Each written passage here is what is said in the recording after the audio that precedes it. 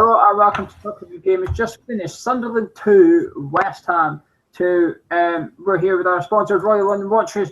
Gonzo, that was two crap teams, wasn't it? That's terrible. I don't know what the stats are, but Sunderland don't score many goals. We've been very lucky that we've played a very poor Swansea team and a very poor Sunderland team that's enabled us to get 4 points. A lot of it was about Swansea's result today, really. Terrible teams, mate. Terrible teams. And in many respects, there was talk. You probably watch it all unfolding on the forum and on Twitter. There was talk about us, if results go our way, getting to 10th and 11th or 12th or whatever. And I'm sort of, in many respects, that would have masked it. That would have masked the drastic surgery that our team needs. So, yeah, very poor. Tom, it wasn't all poor, though. The first 90 seconds, we looked pretty good, didn't we? We got a free kick, Lanzini went close, and then not long after that, it was 1-0. IU scored. It was sort of what we were worrying about. Yeah, no, it was. I think we were really good. Those first opening 15 minutes was, it was almost like we showed up, similar to the whole game the other week. We looked dominant those first 15 minutes. And it was a fantastic ball by Byram, and Carroll did ever so well to keep it in on the stretch. I'm surprised he didn't friggin' injure himself stretching for it. But no, it was a great cutback, and IU was right place at right time, and he's sort of, he's been the man on form in the recent weeks for us and scored another goal today. Great cutback or a poor shot, depends how you look at it. That was a rubbish shot. But it was lucky. IU now 4-7. He's starting to look like a £20 million player. Is he, Gonzo, or is he not quite there yet? He's not quite there yet, but he's got that ability to find space in the timing. He arrives almost like, I'm not comparing him to Frank Lampard, but Frank Lampard could time his run late into a box, and that is a commodity, and IU seems to have that. I think IU will always score goals. So, yeah, well done him. We could have done with him maybe at the start of the season. Still don't know what his best position is, but, yeah, it was good. 15 minutes or so, Gonzo, even the first half, if you like, until their goal, would you say we looked quite comfortable? I mean, we were stroking the ball about without creating many chances. Well, I thought we looked like the home team, and because we seemed to have the possession, and they were countering us. So they were sitting back and trying to counterattack us while we were going for them. So we were, as you say, at the start, sitting pretty up until the point where they scored, which you're going to talk about now, and switch momentum totally. Well, before that, if Sunderland fans are watching this, they're going to be screaming about this. Tom, was it a foul on Anishabi when he ran across Byron with let Argo? Oh, I knew you'd ask me, because whatever I say, you're going to differ opinion from me. It was a soft one, and I can understand his calls for it. Personally, I'm not too sure. I mean, he did get a nudge, yes, but my stream wasn't fantastic. I don't think anybody's was today. But I mean, if you saw it better than I did, please comment. No, if I was a Sunderland fan, I'd be saying it should be a free kick. But I'm not a West Ham fan, so I'm saying no, it's not a free kick. It's a grey area. One of them, you get some, you don't get some. And then Defoe had a penalty claim, which wasn't a penalty, unlucky. And then they've gone 700 minutes without scoring. They haven't scored in a long time. Gonzo, it's sort of the West Ham way, isn't it? This Kasri scores direct from a corner. A lot of keeper talk in the build-up. You said during the game there's a lot of talk about where we could go, a lot of talk about the keepers, and it's sort of showing that we were right to debate the keepers, if you like. Unfortunately, yeah, we don't want to be right on it, do we? If you criticise players, you want them to be sort of world-class and prove you wrong, and then you've got to explain yourself. It was a great delivery. Let's get that straight. It was very, very good. You don't see many of those, but he got penned in. He got penned in by Anichebe, who was he fouling him? Yes, but let's be perfectly frank. If Lanzini had whipped over that cross and Andy Carroll was stopping their keeper from moving, then we really wouldn't be complaining about it too much. He looked indecisive all game, and it's easy to say about after what happened at the end to dig Randolph out, but we have been quite consistent on it. And do you know what? It was just a sucker punch. So you could say maybe one of the central defenders could have done something, Randolph could have done something, maybe the referee could have stopped the foul from happening. It was a good corner. What I do know, at that point, the crowd went up, and all of a sudden they fancied it, and it changed the whole atmosphere in that stadium, and we then retreated into our shells as a result of that, and Sunderland then thought, hello, we can take these guys on. Does it sum up our season, Tom, that kind of goal? I mean, it's just Sunderland have gone a drought, then we let them score that. I mean, let's take nothing away from it. It's a fantastic delivery, but there's so many errors in that from a West Ham's point of perspective.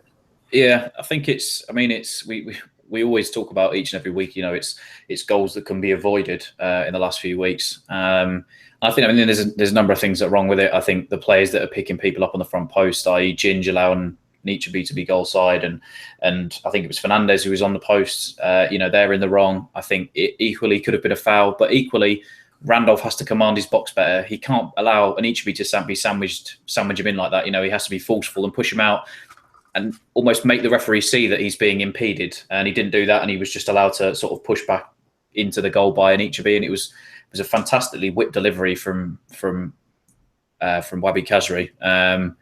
But it's like I said, it's just week in, week out, it's stuff that can be avoided. And to be fair, it's probably more so a howler from Randolph, the first goal. And it's just typical, like you said. I mean, Arsenal hadn't won against anybody other than Sutton and Lincoln or whoever it was, and we just seem to break records wherever we go. So I expected us to concede today, but not the two in which we conceded and the manner in which we conceded them.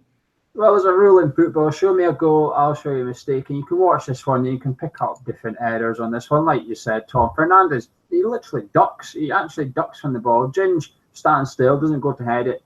And Ginge has also let his man go side of him towards keeper. But Randolph should, like you said, he should not be allowing anybody to nudge. He actually gets nudged into his own goal. He's behind the line when he tries to punch it. You can't be doing that. And then Noble usually stands on the back post. He's not there today, but no one's taking up what Noble usually does. Everyone's just left it blank.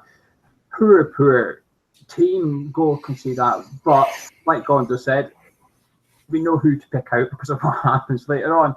Then IU misses. Snodgrass was close, Gonzo. This is what Snodgrass needed. The ball went in. Carroll does a good cutback. This one, I will give you a Tom. Carroll does well to come back to the ball. IU takes away from Snodgrass, and he should be hitting the target from 3 yards out. Yeah, went high and over, and he was screaming at him, Snodgrass, after, wasn't he? That was.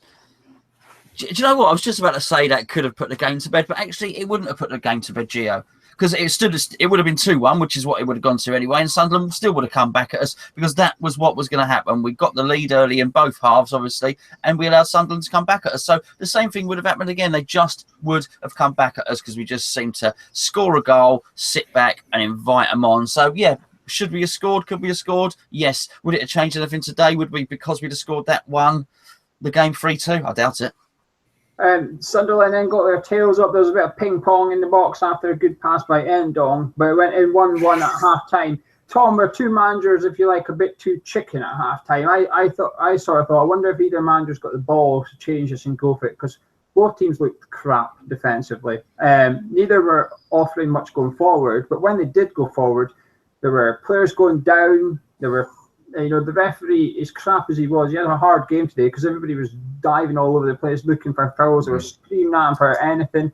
And I just thought, I wonder if one of these managers is going to grab this game by the scruff of the neck and got an additional striker and really go for it. But neither did. Do you think that sort of sums this game up a little bit? Yeah, I mean, I think both managers were quite tentative to make changes, even till right up late, probably before Billy Thingy got his injury.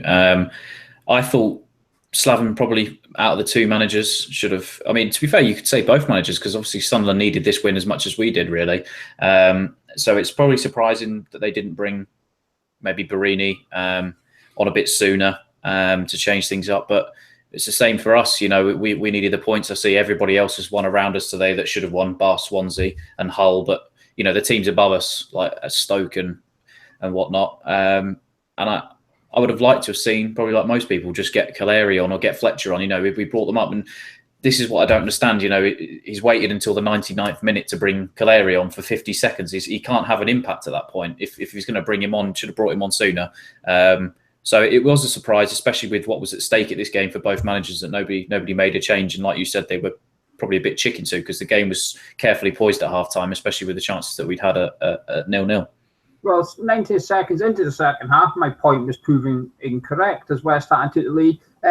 Snodgrass, for all the criticism that he gets, Gonzo, that is just as good a corner as you're ever going to get. Brilliant corner, great delivery. I think that's the reason he was bought for assists. So we sold Payet. We knew Payet made a lot of assists, many from dead ball. So I think that's why Snodgrass was purchased. So we had a little look around the Premier League, thought he'll do. He scored, he gets assists for Hull, and he delivered what was a very, very good cross.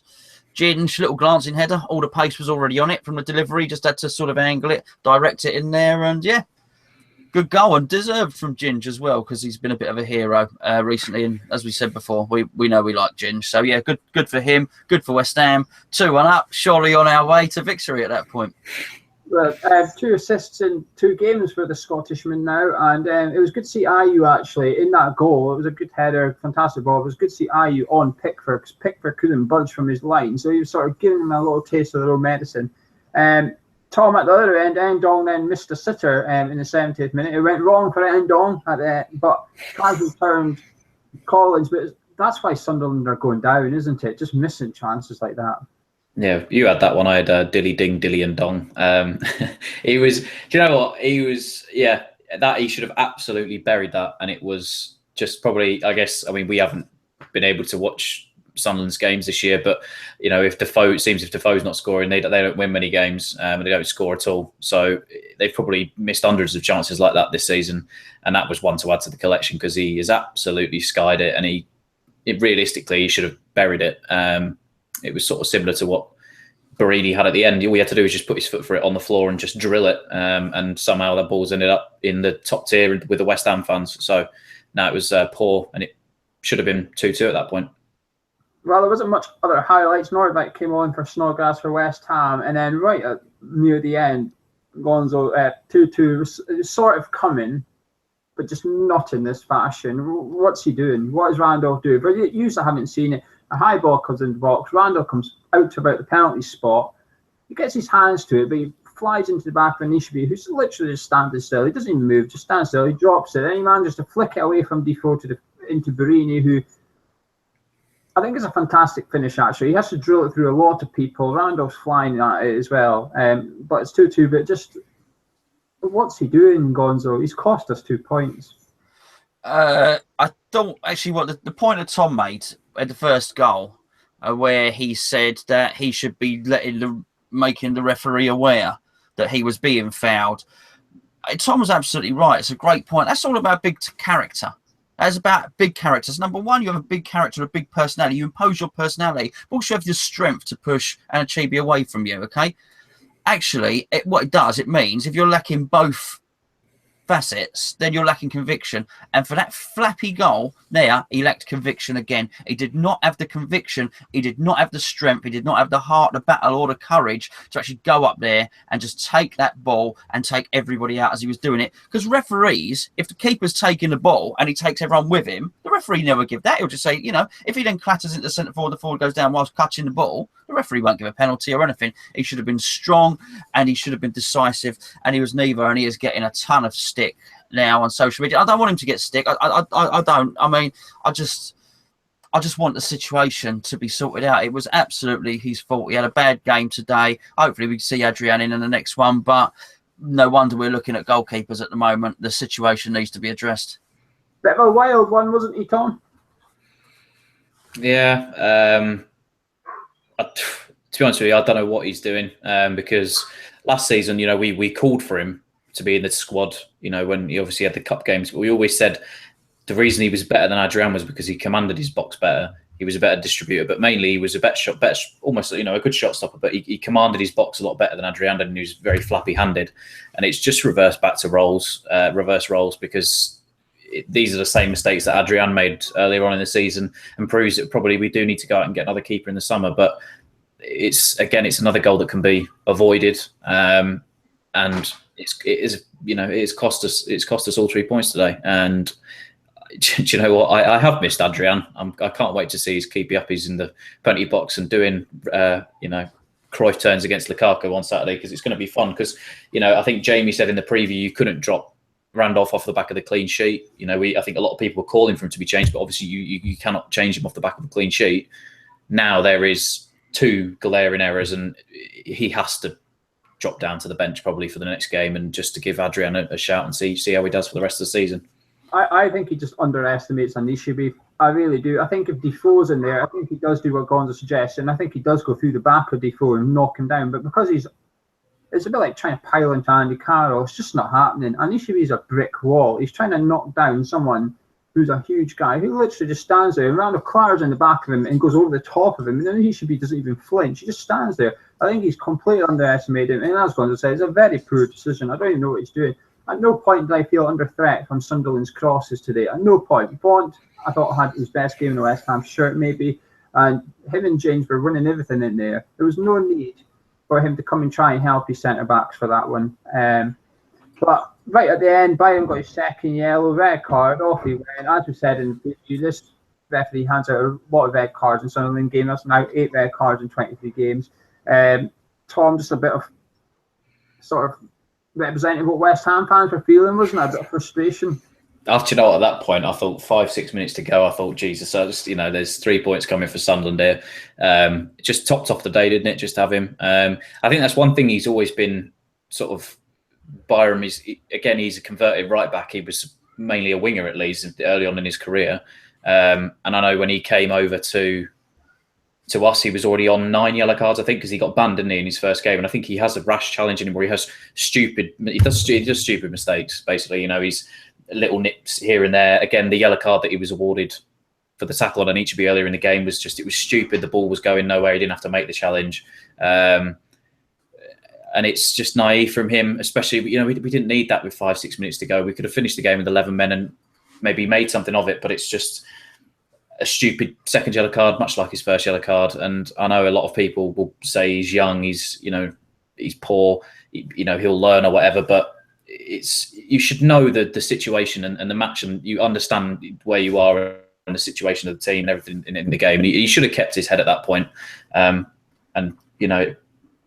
What can I say? It was just poor from him, especially because I thought he did really well in that first half. I think both fullbacks did, but he's let himself down again, and he's going to be open to more criticism this week. He was one of the man of the matches last week. He was my man of the match last week, and again he was fantastic that first 45 minutes. But he's let himself down, and he's going to obviously open to criticism and people saying this is why we need a new right back. A better professional like a Sanya or a Zabaleta or someone with a bit more, bit of a head to him. So.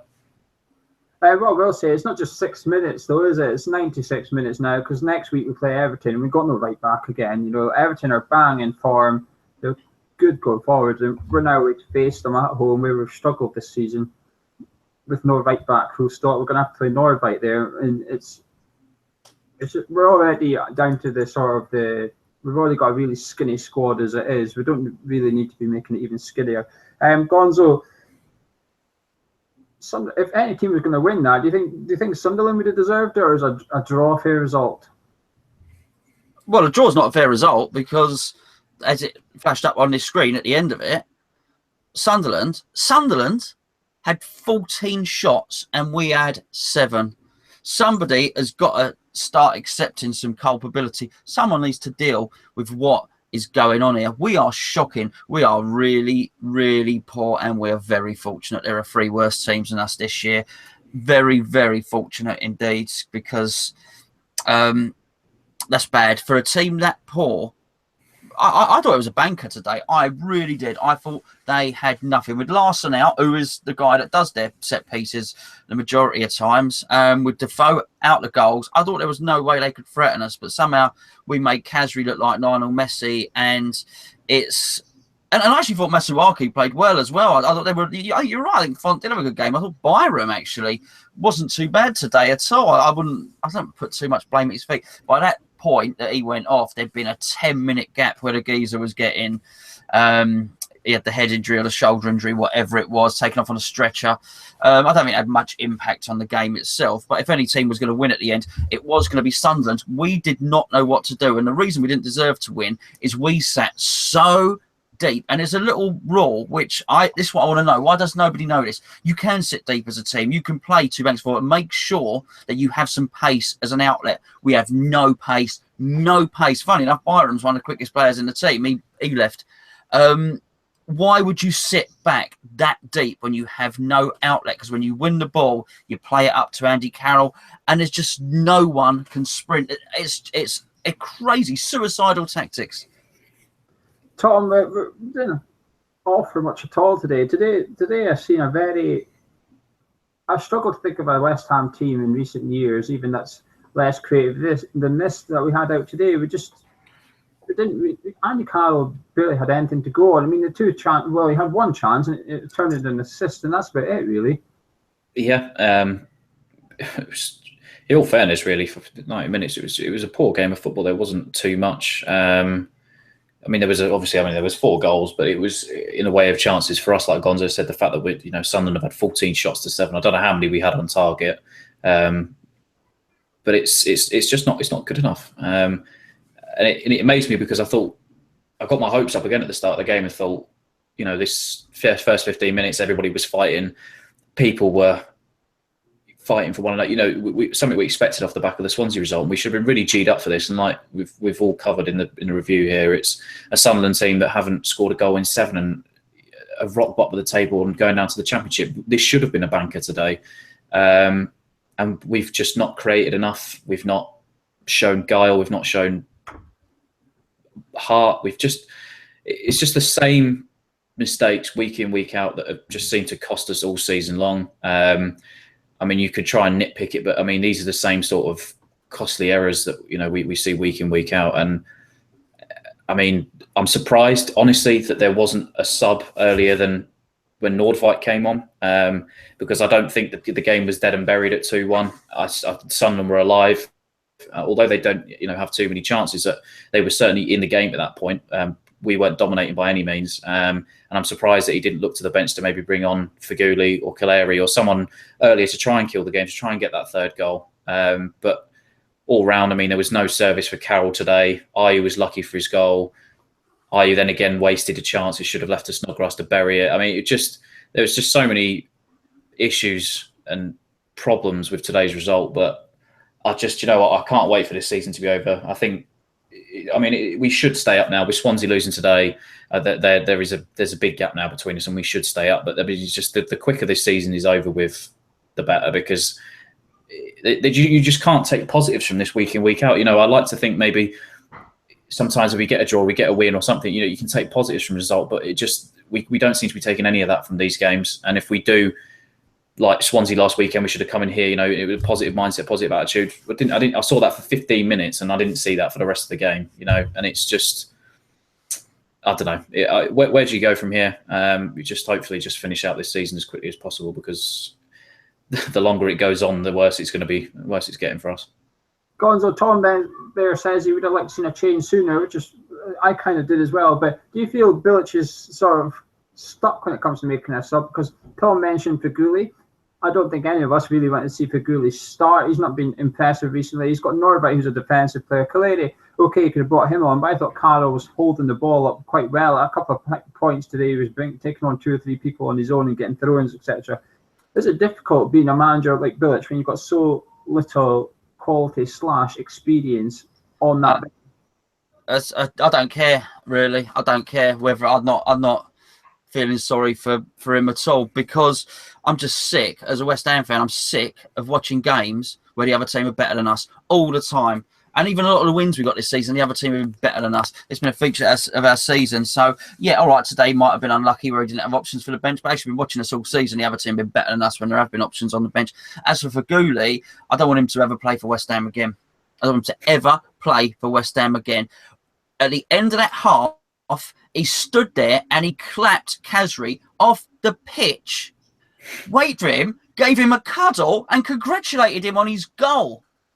Feghouli, our player, you should be kicking them. You should be like the old Arsenal and Chelsea throwing pizza at each other in the tunnel and stuff like that. I cannot believe he gave him a cuddle. And then in the second half, Bilic sent him to warm up. And he's meant to be running up and down that line. He was stood there. I don't know if you can watch the game again. He is stood there. He's not running. He's stood there with his hands on his hips, just watching the game, literally 3 yards from the touchline. No wonder that guy does not track back. His attitude absolutely stinks. Anyway, final words. Tom, what's your final words on the game? I mean, let's forget about how we got it for 2 seconds. Before the game, I think most people said, I'll take a point. It's not ideal. I want 3 points. I'll take one. Let's just get the something on the board. Let's just get saved. Let's get the season over with and look forward to the transfer window and try and make amends, etc. So, are you happy? Not happy with the performance, but are you happy we've got the point, etc.? No, but I don't think it's wrong to say that, because I do think that, especially with the way that Sunderland performed, we should be not expecting, but we just expect better from our team going into this weekend, especially with the form that Sunderland have been in and the fact that we picked up a win against Swansea. It's just every week I see every other frigging team around us showing the same, or the fight and passion and, you know, the want to survive almost from every team around us, bar us. And it's... But Tom, sorry to cut you off, but do you watch the whole game? Do you watch every Swansea game, or are you only going by match of the day? No, of course, not even match of the day, but just seeing results. You know, it just seems that the teams around us are picking results up when we're not. And I think last weekend, and this weekend, we all earmarked the two most important performances of the season. And last weekend, I thought we did that defensively. I thought we were absolutely fantastic against Swansea at parts, but we should have had that same mentality this weekend, because we know we're going to have it rough against Everton and Spurs and Burnley and Liverpool. We should have been up for today's game. We should have shown that same fight and passion and just everything for the full 90 minutes. And we've allowed Sunderland really at times to boss the game for a large portion of time. And I mean, there are some people that comes out, you know, I think Fonte had his best game today in a West Ham shirt, and the fullbacks did well at times, and Ginge obviously and stuff, but it just, where I was, you know, with 10 minutes to go, I was happy. I was thinking, this is it. You know, it's a nice 2-1 win, and we can finally just shut all thoughts and everything off about relegation for this season. But you come out of this game and you just, I don't know, you're downbeat, you just. I don't even know how to put it. Like, it still doesn't feel good. The vibe around the club, everything at the minute, it just doesn't feel good. I know we've picked up a point, and I know with Swansea losing, we're probably safe from relegation, but it still doesn't change the fact, even though we've drawn, and the way in which we've lost or, you know, drawn this match, it just, the mood and the vibe around everything at the minute, it just doesn't feel good at all. And I don't know really who put it down to, really. I know what you're saying. You're trying to say it's 2 points dropped rather than 1 point gained. I think that would probably sum it up. Gonzo, individual performances. Who's shone for you? Let's get this wrapped up. We've been chatting for a while now. Who's shone for you today? Any positive? Yeah, Lanzini always shines because he's the best player we've got. He's always the most technical player. I thought Masuaku looks decent. Looks like he's got the old left back sewn up at the moment. I thought Font, as you say, I thought he did all right. Yeah, I mean, it's going to be hard to pick a man of the match out of that one. But yeah, it's the three I mentioned, I think, did quite well. Maybe Ayew did okay. Tom? Jose Fonte for me. Thought he was excellent. I think he did a lot of running for a lot of the back four today. And yeah, he just commanded that box very well. And hopefully that carries on, and we see that for the rest of the season now, because, you know, that this is the reason we bought him for, and he finally showed us today that he was, you know, that he was good enough. But 2 massive howlers from Randolph has cost us. Last week against Swansea, I said everyone bar. I thought everyone got a 7 out of 10 performance. 1 or 2 players got an 8. I thought it was the same again today. I thought everyone got a 7 except one person, Randolph. You got about a 3, and I was just turning up. But I thought the back four actually played really well today. It's just unfortunate that the 5 in front of them gave them so much to do. It's just that they're getting bombarded for 90 minutes. It's very difficult to keep the other team out. And when your keeper's making 2 mistakes like that, I feel sorry for them, actually. They got a clean sheet against Swansea, and had their keeper not been a bit of a clown today, they might have got another one today. So I feel a bit sorry for them. And for me, Reed's back in training on Monday. I would be tempted to keep with the same back four, just because I think they've been... Well, you can't, because Bayern's going to set up. Yeah. Done okay. The centre midfield I thought was so. I thought you did well, but I thought Snodgrass and Lanzini were okay. Carlo was okay, but that's it for us. Gonzo, is that safe in the Premier League for another season at least anyway? I think so, and the only reason it feels crap is because we were leading twice, and at the end we were clinging on for dear life against the worst team in the league. But yes, I think we're safe. Anyway, that's been Gonzo, that's been Tom, I've been Gio. Come on to our forum at hammerschat.com. The link's below. There's loads of people chatting about the game, etc. And the manager. The manager is still up for discussion. So come along and have your say. Are you Bilic in or Bilic out? You can also let us know in the comments below, as well as individual performances. And make sure you hit the subscribe button. We'll be back with our preview for Everton. And we'll probably have another video or 2 coming out next week as well for you. So stay tuned. We'll see you later. And thank you for joining us.